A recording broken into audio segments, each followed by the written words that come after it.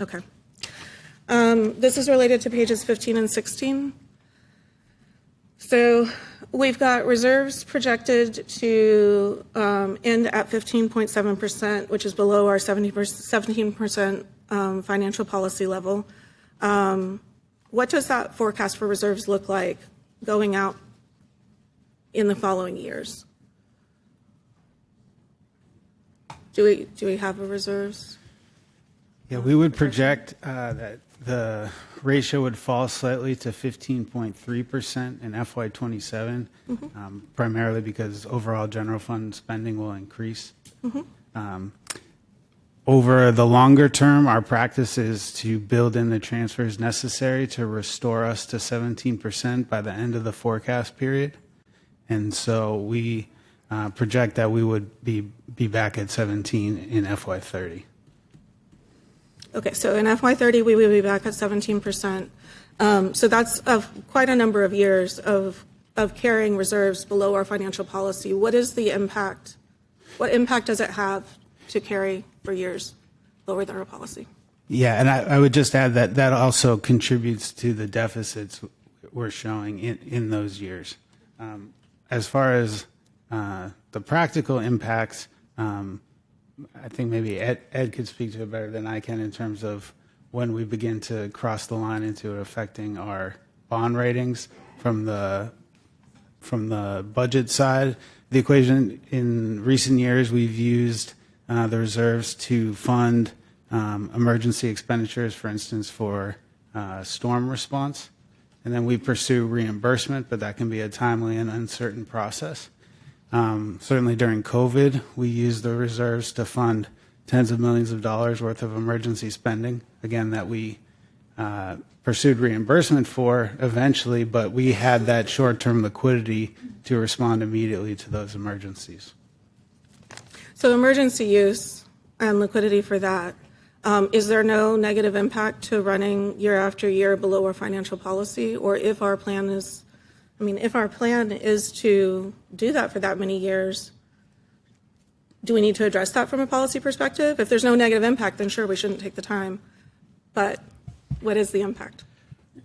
Well, that's going to depend. If you can tell me in the next 3 or 4 years if we're going to have another pandemic that shuts down businesses and sales taxes drop to zero, if we're not going to have one of those, and if you can guarantee me that, then I could say we don't need as much reserves as we have. Maybe 10% would be, but we can't guarantee that. So the answer to your question is nuanced in the sense that we can't predict the future. The Government Finance Officers Association recommendation for a reserve level is 17.7 or 17%. I think technically 16.67%, but we just rounded it to 17%. But that's the standard set by the GFOA. I would tell you that depending upon the circumstances of the city, that might be too low. It might be higher than you need. If you're a city in Florida in Hurricane Alley, you might want to hold higher reserves than 17%. If you're a city that has very stable sources of revenues, you might not need 17%. 25% of our revenues are subject to sales taxes, and sales taxes fluctuate greatly. Back in the day when we were allowed to go to an 8% property tax, we didn't need to carry as many reserves because when the economy slipped and sales taxes fell, we had the ability to increase our tax levy to offset the loss of sales tax revenue and to continue to provide services. When we went to the 3.5% cap, different council, but I was down here advocating under a 3.5% revenue cap with 25% of our revenues subject to the fluctuations of the economy.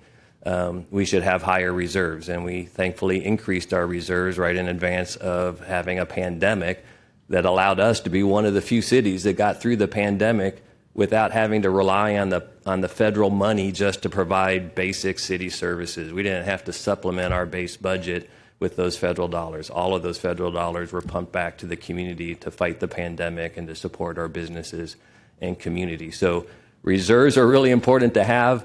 What's the right level is not an absolute answer. I think the 17% policy that council has adopted is a prudent level for our circumstances. But right now we're below the policy level. It's a policy that council adopted. Ideally, we'd be able to get back to that level. Whether it takes 1 year, 2 year, 3 years, we should have a plan for getting back to the 17% level. I would agree with you. If there's not going to be any plan and no intent of getting back to the 17% level, we probably should just change our financial policy. That's not what I'd recommend. You can see here, Eric mentioned we get back to the 17% level by fiscal year 30. That's all baked into these numbers here, but we also have a $37 million budget deficit by fiscal year 30 to deal with. So, between now and then, we should, your financial team should work to come up with a plan to get our budget back into balance and to maintain not just that policy, but all of the financial policies the council has adopted, make sure we're in compliance with them. So part of what I'm getting at, and also including in the longer version around public safety, is yes, there was an emergency when the pandemic started. That was many, many years ago at this point. And so if we are still building out our finances as if we are in an emergent situation now, then what? And so we are depleting our reserves now, then what happens if there is that other emergency? It goes even lower. I mean, it impacts our risk. I would think that the plan that I just heard was by 2030, like that's our projection. By 2030, it will come back. Do you think that this is the type of thing that a rating agency does look at? That if we are consistently operating below our policy reserves, we are not in an emergency of the level of the pandemic, nor are we using the time, the 4 years that have already elapsed, to replenish. Instead, we're taking 5 years to get back up there. I mean, that's what I would like to understand. Sure. And there's two aspects to our reserves. There's the emergency reserve that we've been talking about. Obviously, it's for an emergency, but we also have a component to our reserves that we call the budget stabilization reserves.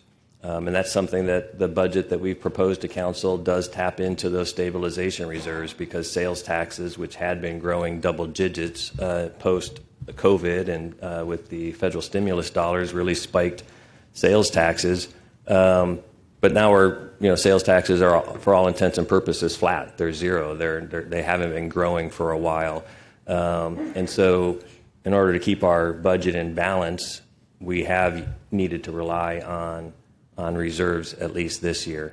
In terms of the rating agencies, they do look at your financial policies. They want to make sure that you have good thorough financial policies, good best practice financial policies, and they also want the elected officials and the city staff to adhere to those policies, to not just violate the policies whenever it's a matter of convenience. So that's what they're looking at.